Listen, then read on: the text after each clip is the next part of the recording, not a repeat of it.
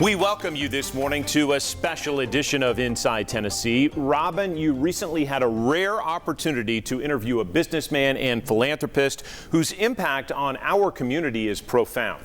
Jim Haslam. He has helped shape Knoxville, East Tennessee, and the entire country. We sat down together to reflect on his legacy. Jim Haslam is both a leader and a team player. That's right.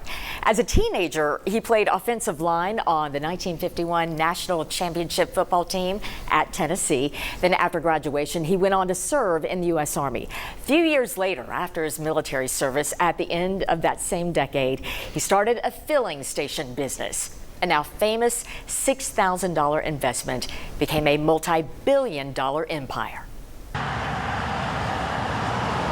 Mr. Haslam, as you drive by a pilot today, any day, these days, what do you think? What do you feel?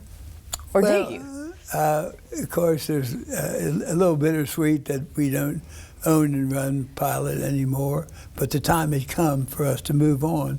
But what I really feel is very proud that we have been able to, here in East Tennessee, develop a brand that is nationwide. We have over 800 travel centers across the country. We're the largest seller of diesel fuel, and when we sold to Berkshire Hathaway, we were the 5th largest private company. So we're very proud of that, and we're proud of this isn't just a Haslam. It's not Jimmy, Bill, me, or any of us. It's a whole team. There are 30,000 people working now, but over the years there have literally been hundreds, thousands of people who have been part of our team as pilot and enabled us to have this tremendous growth. And we're proud that, I'll just give you an idea of what we're proud of. We've always had a little bonus plan for our store managers that they'd get a share of the profits and they'd have to stay so long, then they get the check.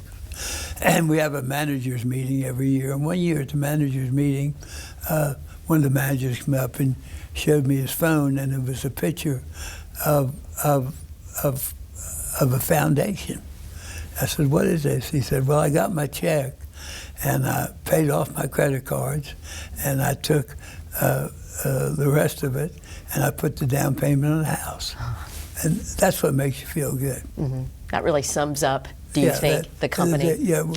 We've enabled people to improve their lives, to educate their children, to buy homes, to do things like that.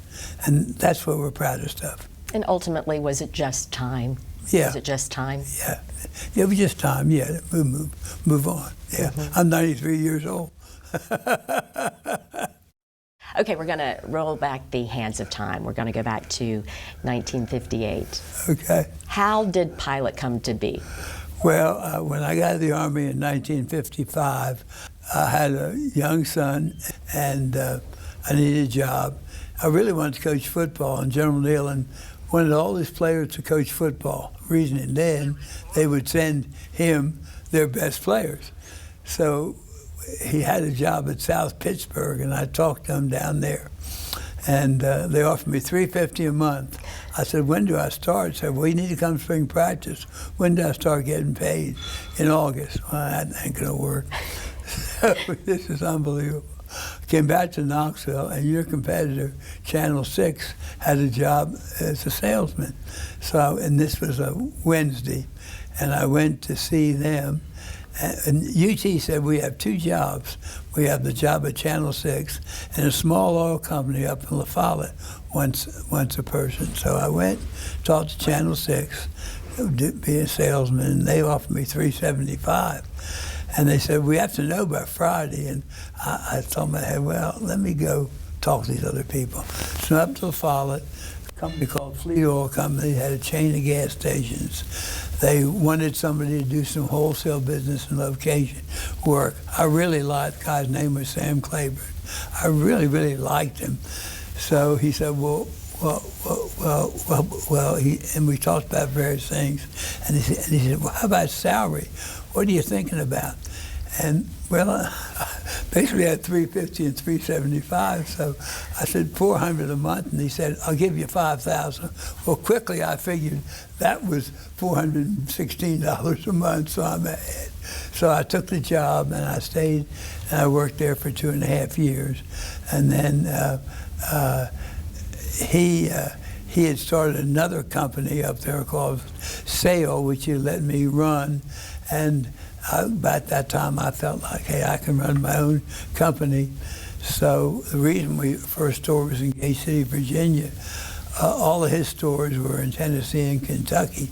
And he'd really been good to me. And I didn't want to build across the street from him, so to speak. So I concentrated on Virginia.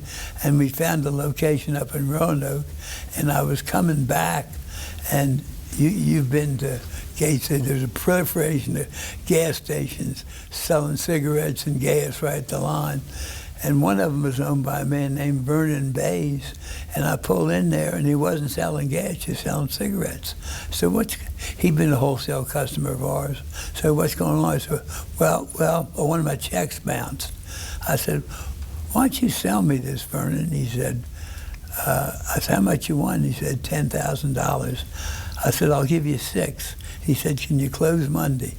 So on Monday, November 20th, 1958, I gave him $6,000, and we started selling pilot gas.